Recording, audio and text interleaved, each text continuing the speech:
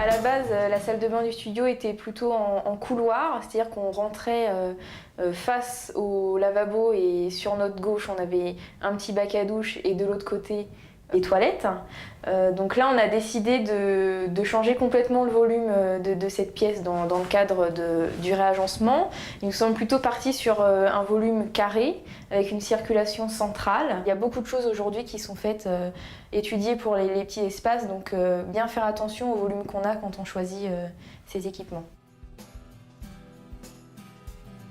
C'est un bac à douche 80 par 80, ce qui n'est pas très grand forcément si on a l'habitude des douches italiennes. On a choisi des portes vitrées pour donner l'impression d'espace, pour ne pas étouffer dans le bac à douche. On préfère, d'un point de vue esthétique, le fait d'avoir le bâti support qui soit peint, c'est plus léger. Et puis aussi, c'est surtout plus pratique, c'est comme la cuvette est suspendue, il y a moins de recoins pour le nettoyage, on passe juste la serpillière au sol, on n'est pas embêté à aller à quatre pattes dans les recoins pour nettoyer.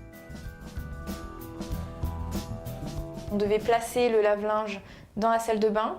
Donc du coup, on est parti sur un système d'aménagement intégré avec un plan de travail de cuisine et la machine en dessous. Et ensuite, on a mis sous la vasque des éléments de tiroir qui sont très pratiques pour le rangement de salle de bain. C'est typiquement du mobilier standard de grands magasins qu'on a détourné pour optimiser la salle de bain, parce que ça permet de dégager un très grand plan de travail. On a aussi optimisé le mur au-dessus des vasques en optant plutôt pour une armoire de toilette plutôt qu'un miroir simple, ce qui permet d'avoir encore du rangement derrière le miroir. Il ne faut quand même pas négliger le rangement, c'est très important. Et puis ici, on a une petite tablette qui sert aussi de porte-serviette.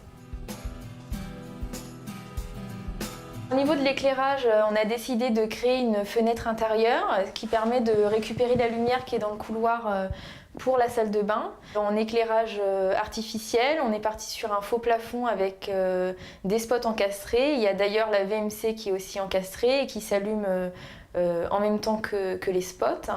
Et ensuite, on a choisi une armoire de toilette avec éclairage intégré.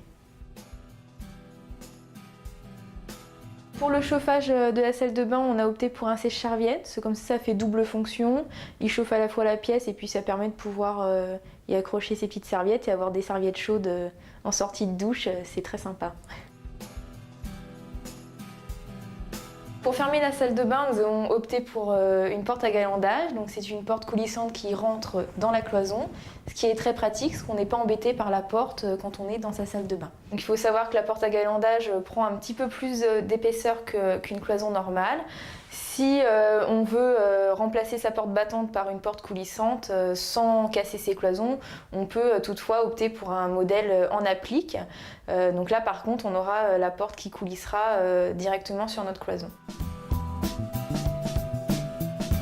On a choisi de mettre du carrelage uniquement dans la douche et un petit rappel en crédence côté lavabo pour justement ne pas écraser le volume, parce que c'est vrai quand on a tendance à faire le total look carrelage du sol au plafond, ça donne un effet boîte qui peut être un peu étouffant.